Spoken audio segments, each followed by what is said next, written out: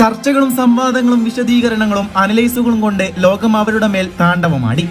റിട്ടയർമെന്റിൽ നിന്നും തിരികെ വന്ന് വലിയ തോൽവികളിൽ പങ്കാളിയാകാനാണെന്ന് പറഞ്ഞ് പരിഹസിച്ചവരുണ്ട്. മുഖഭാവങ്ങളും ശരീരഭാഷയും മാറിയിരുന്നു. ഭയം എന്തെന്ന് പോലും ആലോചിക്കാത്തൊരു കൂട്ടമായി അപ്പോഴേക്കും അവർ മാറി തുടങ്ങിയിരുന്നു.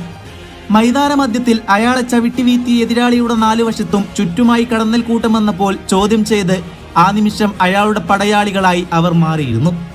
ആൽബി സെലസ്റ്റിയൻ പടയാളികൾ അവിടെ രൂപപ്പെട്ടു.